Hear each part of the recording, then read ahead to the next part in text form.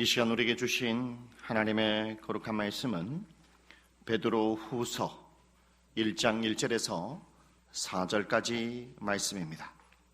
신약성경 384면쯤에 있습니다.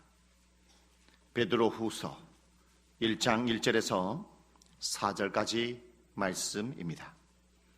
예수 그리스도의 종이며 사도인 시몬 베드로는 우리 하나님과 구주 예수 그리스도의 의를 힘입어 동일하게 보배로운 믿음을 우리와 함께 받은 자들에게 편지하노니, 하나님과 우리 주 예수를 알므로 은혜와 평강이 너희에게 더욱 많을지어다. 그의 신기한 능력으로 생명과 경건에 속한 모든 것을 우리에게 주셨으니, 이는 자기의 영광과 덕으로서 우리를 부르신 이를 알므로 말미암음이라.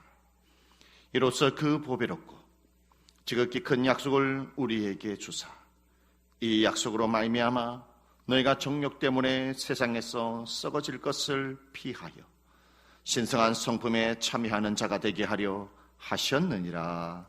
아멘.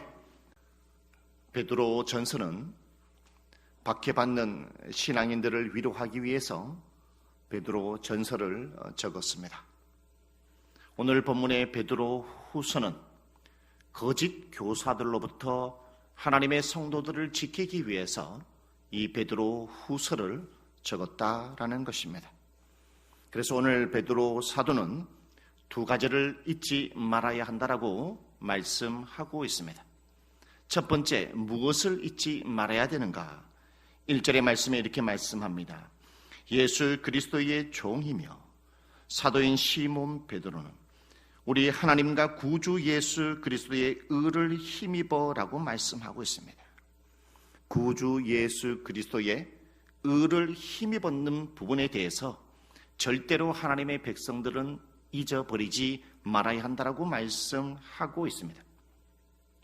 로마서 3장 23절 말씀에 모든 사람이 죄를 범하였으며 하나님의 영광에 이르지 못하더니라고 말씀하고 있습니다. 이 성경의 구절의 말씀을 통해서 인간은 죄인이라는 것입니다. 인간은 죄인이기 때문에 스스로 의로울 수 없다라는 것이죠. 인간 스스로 덕을 쌓아서 천국에 갈 수 없다라는 것을 말씀하고 있습니다. 우리의 힘으로 의롭게 될 수 없기 때문에 살아계신 하나님은 자기 자신의 아들을 이 세상에 보내셨고, 예수님은 이 세상에 오셔서 우리 대신에 십자가에 못 박혀 죽으셨고, 그리고 부활하셨다라는 것입니다. 이 예수를 믿는 사람은 누구나 의롭게 된다라는 것이죠. 그래서 에베소서 2장 8절 말씀에 믿음으로 구원함을 받았으니 이것은 너에게서 난 것이 아니요 하나님의 선물이다 라고 말씀합니다.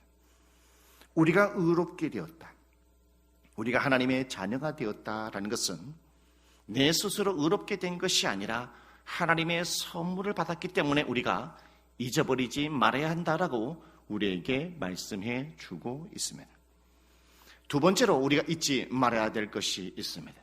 오늘 1절의 말씀에 보면 동일하게 보배로운 믿음을 우리와 함께 받은 자들에게 편지하노니 라고 말씀하고 있습니다. 보배로운 믿음을 받았기 때문에 우리는 잊지 말아야 한다라고 말씀하고 있습니다. 보배로운 믿음이란 무엇이겠습니까? 우리가 하나님의 사랑으로 말미암아 하나님의 자녀가 되었다는 것이죠. 그 하나님의 은혜로 자녀가 되었기 때문에 우리의 신앙의 기초가 바로 예수 그리스도라는 것을 우리에게 말씀해 주고 있습니다. 예수님을 믿기 전에 나의 인생의 기초는 나 자신이었다라는 것이죠. 나의 혈기대로 삶을 살았습니다. 내 기분대로 삶을 살았습니다. 내가 하고 싶은 대로, 내 마음대로 우리는 내 자신을 기초로 삼아서 인생의 삶을 살아갔다라는 것이죠. 그런데 여러분, 사람은 한 번 태어났다가 언젠가는 이 세상을 떠난다라는 것이죠. 그러기에 나 자신이 나의 인생의 기초가 될 수 없다는 것을 말씀하고 있습니다. 수많은 사람들은 돈을 자기 인생의 기초로 삼고 삶을 살아가죠. 돈만 있으면 힘을 잃고, 돈만 있으면 권력을 가지고, 돈만 있으면 모든 것을 누릴 수 있다고 생각하기 때문에 그 돈을 나의 인생의 기초로 삼고 삶을 살아갑니다. 그런데 여러분, 돈은 어떠합니까? 돈은 지금 있다가 어느 한순간에 사라질 수밖에 없는 것이 돈이라는 것이죠. 그러기에 돈은 나의 인생의 기초가 될 수 없다라는 것입니다. 우리는 무엇을 기초로 삼고 살아갑니까? 많은 사람들은 사람을 기초로 삼는 사람이 많습니다. 뭐니 해도 많은 사람들을 사귀어놔야마지 그 많은 사람들을 통해서 내가 성공할 수 있고 행복할 수 있다라고 말합니다. 사람들을 쫓아다니다가 모든 것들을 잃어버리는 사람들이 너무나 많다라는 것이죠. 그리고 어떠한 사람들은 향락을 인생의 기초로 삼고 삶을 살아가는 사람들이 있습니다. 내 인생, 내 마음대로 살아가는 것이 무엇이 잘못되었습니까? 이 세상에 태어났기 때문에 모든 것을 즐기며 삶을 살아갑시다 라고 하지만 그 인생의 향락도 한순간이라는 것입니다. 그러기에 이 모든 것들이 저와 여러분의 인생의 기초가 될 수 없다라는 것이죠. 저와 여러분의 인생 가운데 속에 변함이 없고 언제나 신실한 가운데 속에 있는 우리의 진정한 기초가 있습니다. 그 기초가 누구냐? 저와 여러분을 위해서 십자가에 죽으시고 부활하시고 저와 여러분의 인생의 생명 되신 예수 그리스도가 저와 여러분의 진정한 기초라는 것을 오늘 성경을 통해서 우리에게 말씀해 주고 있다라는 것입니다. 여러분, 미국 캘리포니아에 가면 세계에서 가장 큰 나무가 있다라고 합니다. 이 나무가 무슨 나무냐? 바로 레드우드 국립공원에 있는 나무입니다. 이 레드우드 국립공원에는 이 레드우드라는 나무가 있는데 평균 높이가 91m가 된다고 합니다. 그리고 평균 수명이 600년에서 800년을 살아간다고 합니다. 그런데 어떠한 개체 레드우드 나무는 2000년 동안 살아있는 나무가 있다고 합니다. 그래서 많은 사람들이 조사를 해보니까 어떻게 해서 이 나무가 2000년 동안 살아남을 수 있었을까라고 조사를 해보니까 이 레드우드 나무가 다른 나무에 비해서 특징 3가지가 있음을 발견했다라고 합니다. 그 첫 번째 특징은 뭐냐면 다른 나무에 비해서 뿌리를 깊게 내린다는 것이에요. 그리고 다른 나무에 비해서 잔뿌리가 굉장히 많다라고 합니다. 그리고 다른 나무에 비해서 이 레드우드 나무의 뿌리는 큰 바위를 칭칭 감고 있다는 것이죠. 2000년의 세월을 지나면서 수많은 비바람과 태풍을 맞았지 않습니까? 수많은 태풍과 비바람을 맞은 가운데에 이 레드우드 나무가 넘어지지 않는 것은 무엇이냐? 바로 자기 자신의 뿌리로 큰 바위를 칭칭 감고 있었기 때문에 아무리 강력한 바람이 분다 할지라도 넘어지지 않았다는 것이죠. 2000년 가운데 속에 세월이 흐를 때에 항상 좋은 환경만은 없죠. 가뭄도 만났다라는 것입니다. 그 가뭄 속에 이 레드우드가 그렇게 오랫동안 살아남을 수 있었던 비결은 뭐냐? 뿌리를 깊게 내렸다는 거예요. 그리고 잔뿌리를 많이 두어서 그 수분을 섭취했기 때문에 레드우드가 오랜 2000년 동안 살아남을 수 있었다는 것입니다. 이처럼 기초가 중요합니다. 이처럼 뿌리가 중요하다는 것이죠. 우리의 신앙도 뿌리가 중요합니다. 우리의 신앙의 기초가 중요하다라는 것이죠. 우리의 신앙 가운데에 본받을 만한 사람이 있다라는 것입니다. 그건 누구냐면 바로 바울 사도라는 것이죠. 바울 사도는 유대인입니다. 그리고 가말리엘의 최고의 학자에게 학문을 배운 사람이죠. 그가 사도가 되었습니다. 그가 사도가 되었는데 수많은 비난을 받게 되었죠. 그 첫 번째 비난을 받게 된 이유가 말을 잘 하지 못했다는 것입니다. 설교를 잘 하지 못했다는 것이죠. 바울 사도는 못생겼다는 것입니다. 뭐니 해도 다움침한데 못생겼다는 거예요. 그리고 바울 사도는 지병이 있었다는 것입니다. 어떻게 바울 사도, 하나님이 정말로 세운 사도면 말도 잘하고 설교도 잘하고 어느 정도 좀 잘생겨야 되지 않겠냐. 어떻게 사도가 되는데 지병이 있을 수 있느냐. 저 사람은 사도가 아니다. 가짜야 가짜야. 여기 가도 수군수군 입방아, 저기 가도 수군수군 입방아. 많은 사람들이 이렇게 입방아 찌르면요, 모든 것을 다 때려치우고 떠나버려요. 쓰러지고 만다라는 것이죠. 그러나 바울 사도는 그 수많은 입방아 속에, 태풍 가운데 속에 바울 사도가 넘어지지 않았던 그 비결은 뭐냐? 바로 나의 인생의 진정한 바위 되시고 뿌리 되신 예수 그리스도를 기초로 삼았기 때문에 어떠한 환난 속에서도, 어떠한 태풍 속에서도, 어떠한 가뭄 속에서도 그가 넘어지지 않았다는 거예요. 여러분, 왜 우리의 기초 되신 예수 그리스도를 내 마음판에 모시고 삶을 살아갈 때에 우리의 인생이 넘어지지 않을까요? 우리의 인생이 왜 신앙이 넘어지지 않는 그 이유가 무엇이겠습니까? 2절의 말씀에 이렇게 말씀합니다. 하나님과 우리 주 예수를 알므로 은혜와 평강이 너에게 더욱 많을지어다. 예수님을 나의 기초로 두게 되면 예수님을 알게 돼요. 예수님을 통해서 바로 은혜를 공급받는 거예요. 예수님을 기초로 두게 되면 예수님을 통해서 평강을 공급받게 되는 것입니다. 우리는 인생의 삶을 살아가다 보면 갈증을 만날 때가 있어요. 공허하다. 인생에 참 허무하다, 공허하다, 힘들다, 목마를 때가 있다는 것이죠. 그 인생의 목마를 때에 우리가 예수 그리스도를 나의 목적, 나의 기초를 두고 뿌리를 두고 삶을 살아가게 되면 주님을 통해서 내 마음판에, 나의 영혼 속에 은혜가 채워지게 돼요. 이 은혜의 기둥이 나의 마음을 다 붙잡고 있기 때문에, 은혜의 기둥이 나의 삶을 붙잡고 있기 때문에 나의 아무리 인생에 가뭄이 온다 할지라도 쓰러지지 않는 거예요. 우리는 인생의 삶을 살아가다 보면 굳은 일을 많이 만날 때가 있어요. 환난을 만날 때가 있고 슬픔과 아픔을 만날 때가 있어요. 정말로 땅이 꺼지고 하늘이 무너지는 그러한 인생의 고난을 만날 때가 있다는 것입니다. 그런데 여러분, 예수님을 향하고 예수님을 중심에 두고 인생에 우리가 삶을 살아가게 되면 예수님을 통해서 얻는 평강을 얻게 되는 거예요.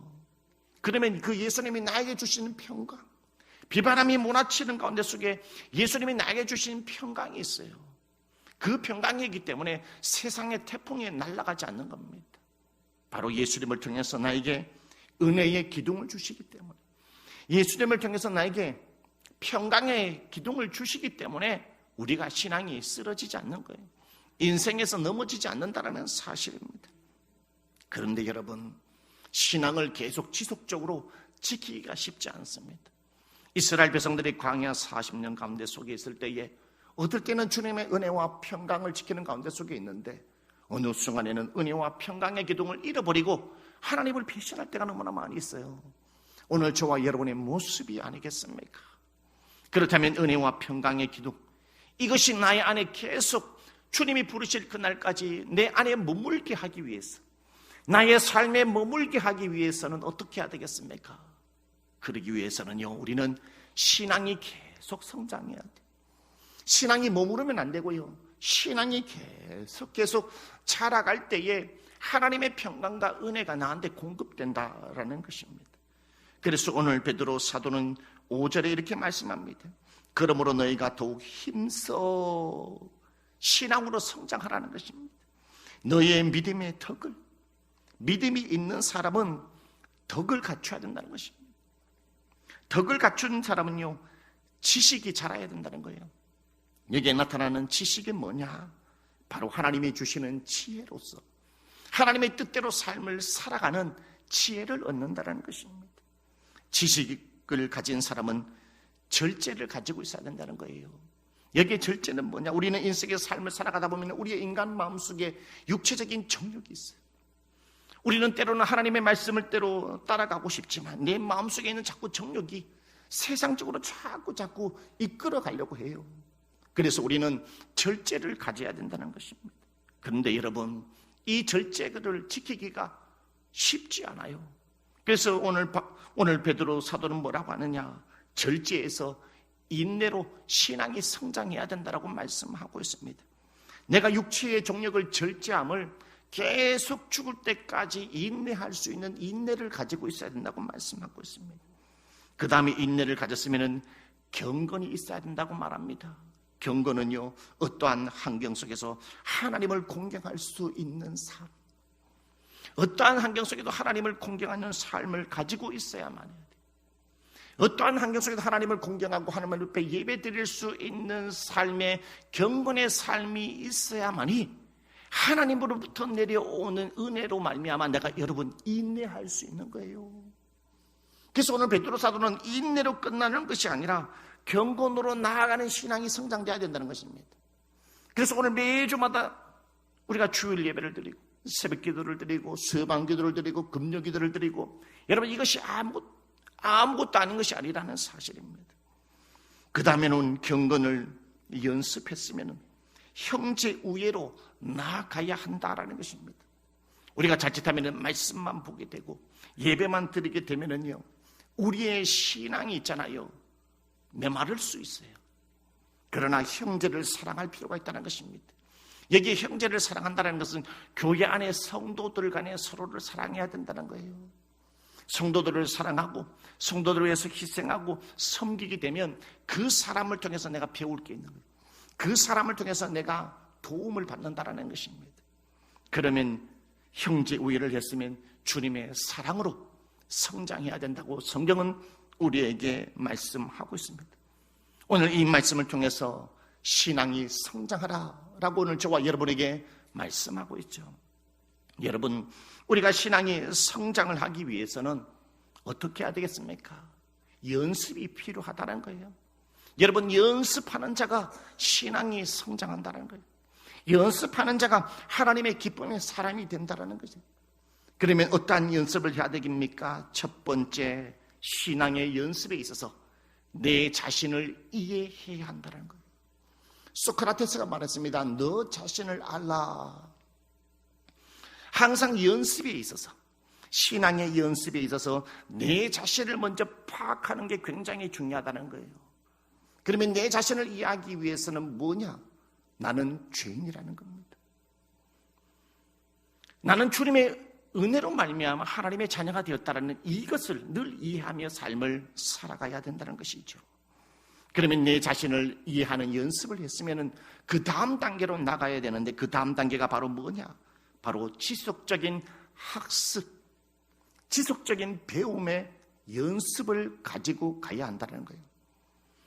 여러분의 어릴 때는요, 10년이면 강산이 변한다 이런 말을 했어요.